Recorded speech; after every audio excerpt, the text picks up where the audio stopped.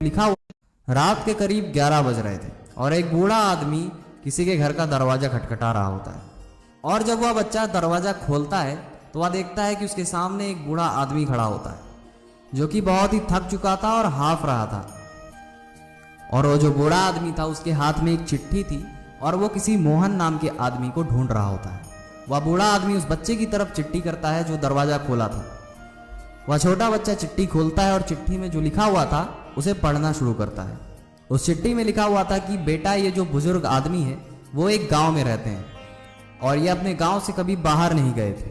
इनका एक बेटा है जो दिल्ली में जॉब करता है, वो भी तुम्हारे जैसा ही है। कुछ दिन पहले रोड एक्सीडेंट में इनके बच्चे की मृत्यु हो गई है और इनके बेटे का जो डेथ सर्टिफिकेट है उन्हें लाने के लिए इन्हें दिल्ली जाना पड़ेगा।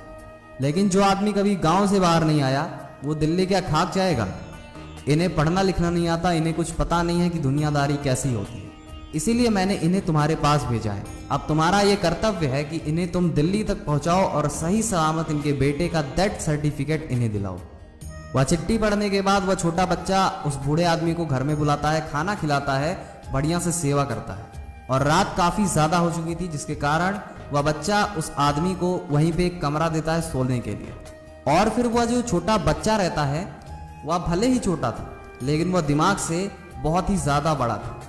और फिर अगले दिन वह छोटा बच्चा और वह बूढ़ा आदमी दिल्ली के लिए रवाना हो जाते हैं। घर वाले भी अलाउ कर देते हैं क्योंकि बच्चा बहुत ज्यादा समझदार होता है। डेथ सर्टिफिकेट मिलने के बाद वहीं से दिल्ली से ही उस बूढ़े आदमी की गांव का टिकट वह बच्चा करा देता है और बस स्टैंड पे उन्हें पहुंचा देता है।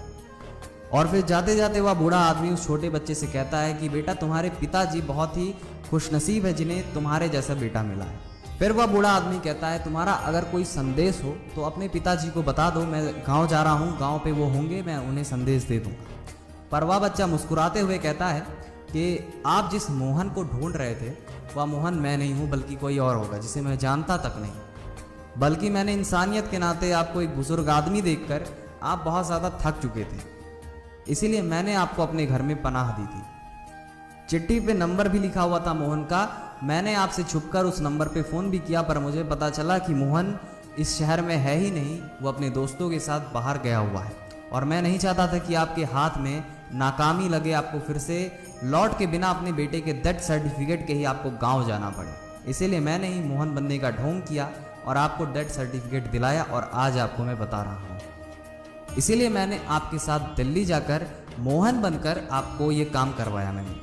यह सब सुनने के बाद वह बूढ़ा व्यक्ति हैरान था और उसके आंख में आंसू भी आ गए थे। वह बूढ़ा व्यक्ति कहता है, इतना सब कष्ट तुमने मेरे लिए क्यों उठाया जबकि हम तुम्हें जानते भी नहीं हैं। फिर वह बच्चा कहता है, उस रात मैंने आपकी उम्र, उम्मीद और तकलीफ को देखते हुए आपका काम कराने का ठाना था।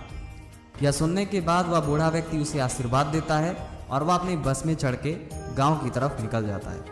और वह छोटा बच्चा भी अपने घर की तरफ निकलता है और उसके चेहरे पे एक जंग जीतने वाली मुस्कान भी थी और अंदर से उसे बहुत ही ज़्यादा संतुष्टि महसूस हो रही थी। तो दोस्तों, हमें इस कहानी से सीखने को क्या मिलता है, आइए समझते हैं। जहाँ कहीं भी आपको किसी का भला करने का, किसी का सहायता करने का जितना पॉसिबल हो सके, जितना आप कर सकते हैं, मदद कर देनी चाहिए। क्योंकि भगवान ने अगर आपको दिया है तो अगर आप दूसरों के साथ शेयर करेंगे तो भगवान आपको और भी ज़्यादा बढ़ाएगा ही, आपके काम में और भी ज़्यादा वृद्धि लाएगा। क्योंकि ऐसे काम करने पे आपको इतना ज़्यादा सुकून मिलेगा जितना सुकून आपको पैसे कमाने पे भी नहीं मिला था, या ऐसी कोई चीज़ पाने पे जितना सुकून आपको दूसरों की सहायता करके दूसरों के चेहरे पे मुस्कान आए आपकी वजह से, वो करने से मिलेगा। तो अगर ज़िंदगी में भलाई चाहते हो, सुकून चाहते हो, तो भला भी करना सीखिए।